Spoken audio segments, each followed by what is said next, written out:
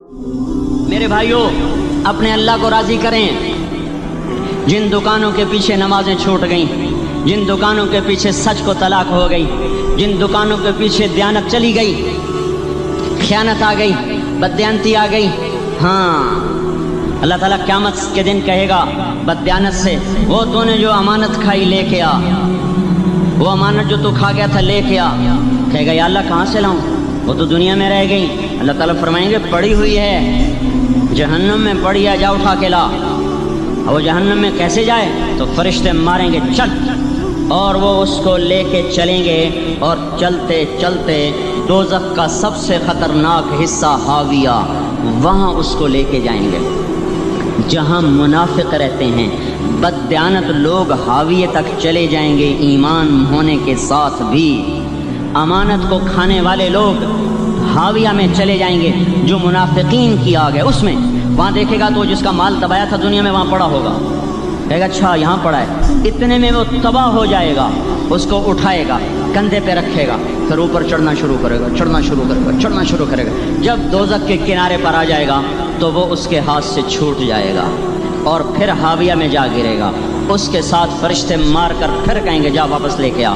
پھر یہ واپس جائے گا، پھر اسے اٹھائے گا، پھر کندھے پہ لے کے چڑھے گا اور چڑھے گا اور چڑھے گا۔ جب کنارے پر آئے گا تو پھر اس کے ہاتھ سے چھوٹ جائے گی، اس کے پھر فرشتے مار کے نیچے گرا دیں گے، جا لے کے آ۔ اب یہ کبھی اس میں سے نہیں نکل سکتا۔ اس کمانے سے توبہ کریں، یہ کمانا جہنم میں لے جائے گا۔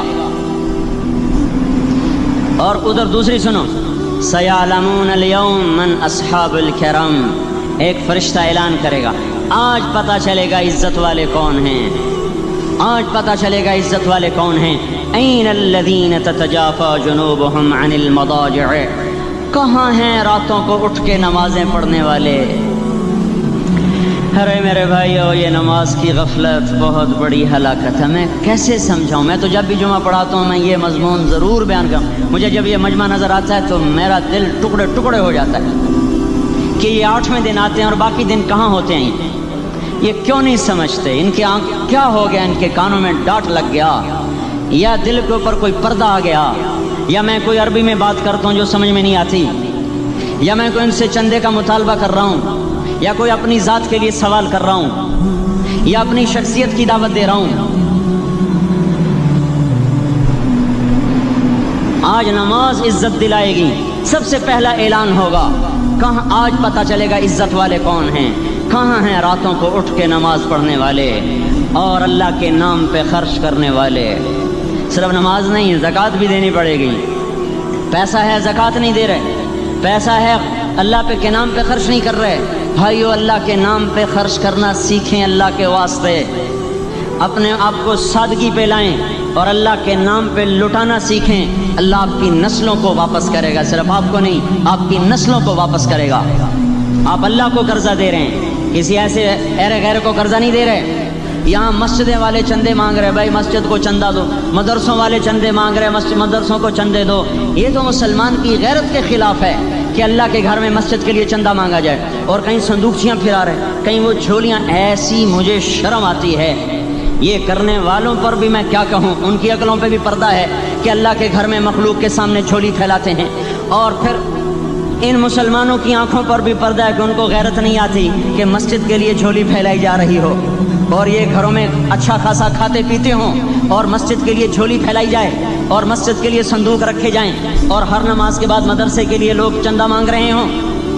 یہ ایمانی اور غیرت کے خلاف، مسلمان کی سخاوت کے خلاف ہے کہ اس طرح مسجد کے لیے جھولیاں پھریں اور مسجد کے لیے صندوق پھریں۔ ہم تو اللہ کے نام پہ بے دھڑک لگائیں، اقیموا الصلاۃ وآتوا الزکاۃ، اقیموا الصلاۃ وآتوا الزکاۃ 67 دفعہ یہ حکم چلا ہے، اور ہر دفعہ زکوٰۃ کے ساتھ نماز، نماز، زکوٰۃ، زکوٰۃ، نماز، نماز، زکوٰۃ، زکوٰۃ، نماز۔ نماز پڑھنے والے زیادہ ہیں نسبتاً زکوٰۃ دینے والوں سے، زکوٰۃ دینے والے تھوڑے ہیں، پیسہ جاتے ہوئے جان جاتی۔ ہمیں نہ دو، اپنے غریب رشتہ داروں کو تلاش کر کے دیں، اپنے غریب رشتہ داروں کو، اپنے غریب پڑوسیوں کو۔ آج جو صحیح دیانت دار تنخواہ دار ہے وہ بھی مستحق زکوٰۃ ہے، اگر وہ دیانت دار ہے تو۔ اگر رشوت نہیں لیتا تو آج کا ایس پی بھی مستحق زکوٰۃ ہے. میرا ایک دوست ایس پی کہنے لگا میں زکوٰۃ کا مستحق ہوں، حالانکہ میں ملتان کا ایس پی ہوں، کہ 15 دن میرے گھر میں کبھی سالن پکتا ہے کبھی نہیں پکتا. اپنے اوپر صرف خرچ کرنا. بچے کو کھلونے کی خواہش تھی، 1000 روپے کے کھلونے لے کے دے دیے. کیا ظلم ہے یہ؟ 1000 روپے کے کھلونے بچے کو لے کے دے دیے. کیا اللہ نہیں پوچھے گا کہ اس 1000 سے کسی غریب کے گھر کا دیا جل سکتا تھا اور کسی کے غریب کا ایک ہفتہ گزر سکتا تھا؟ تیرے کسی مسکین رشتہ دار کے گھر میں بھی کچھ سالن پک سکتا تھا. رزق دیا تو اس کا ہوش نہیں کہ اس کا حق ادا کریں، جان دی تو اس کا ہوش نہیں کہ اس کا حق ادا کریں. سجدہ جان کا حق ہے اور زکوٰۃ اور صدقات یہ مال کا حق ہے.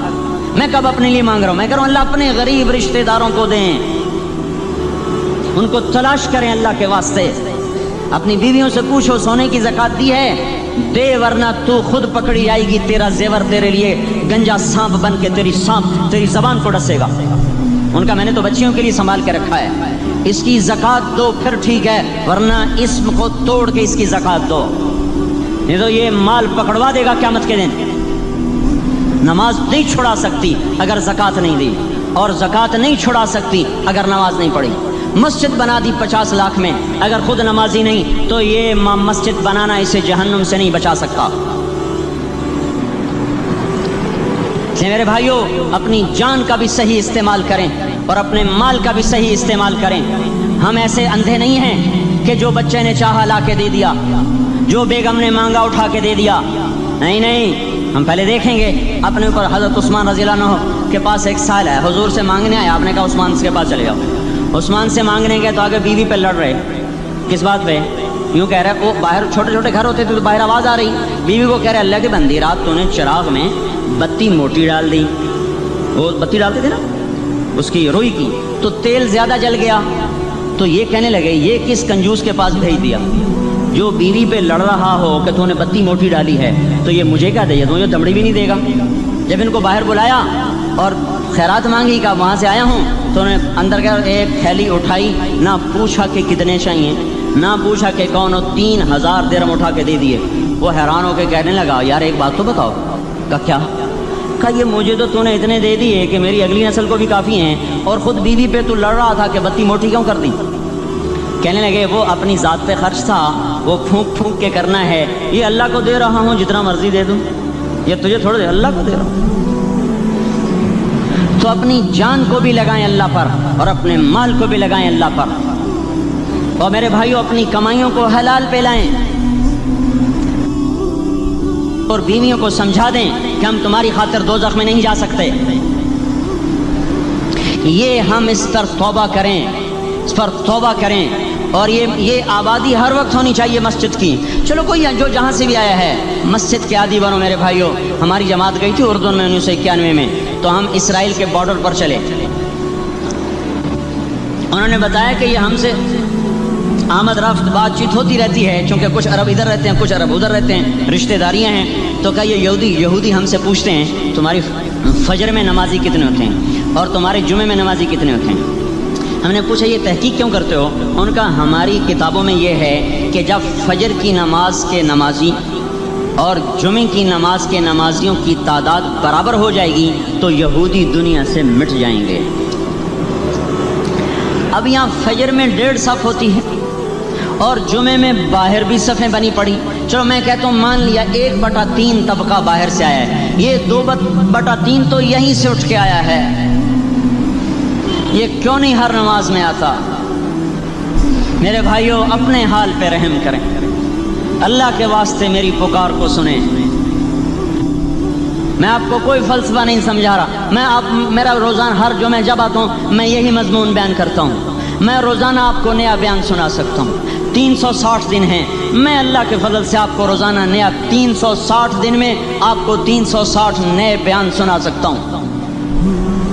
میں یہاں بیان کرنے نہیں بیٹھتا، اپنا دکھڑا میں روتا ہوں کہ پوری گلستان کالونی جہنم کی طرف جائے اور میں ان کا پڑوسی ہوں اور میں انہیں جہنم میں جاتا دیکھوں اور میری ہائے نہ نکلے تو میں ڈوب کے مر جاؤں. جلتا کتا ہم نہیں دیکھ سکتے اور اس ہماری آنسو نکل پڑیں، چوہے کو ہم جلتا نہیں دیکھ سکتے اور میں اتنی شکلوں کو جہنم میں جاتا دیکھوں۔ جس نے فجر آج نہیں پڑھی اس نے پر جہنم کو واجب کر لیا، جو اب آئندہ اثر نہیں پڑے گا اس پر جہنم واجب ہو گئی۔ پھر میں کیا مضمون بیان کروں، کیا فلسفے بیان کروں؟ اس لیے میرے بھائیوں، اپنی ذات پہ رحم کریں، اپنے بچوں پہ رحم کریں، اپنے گھر والوں پہ رحم کریں، مسجد کی دوڑ لگائیں، اپنے مال کو اللہ کے نام پہ خرچ فرمائیں تاکہ یہاں بھی جہان بنے اور وہ بھی جہان بنے۔ کیا زندگی ہے، چلتے چلتے سانس نکل جاتا ہے، پھر یوں مٹ جاتے ہیں جیسے دنیا میں کبھی آئے نہ تھے۔ پوتے پوچھتے ہیں ابا دادا کی قبر کہاں ہے؟ ابا کہتے ہیں بیٹا یہیں کہیں مل گئی، پتہ نہیں کہاں ہے۔ آج تو اگلی نسل دادے کی قبر نہیں دیکھ سکتی۔ ہم اس دنیا کی خاطر اللہ کے باغی ہو جائیں۔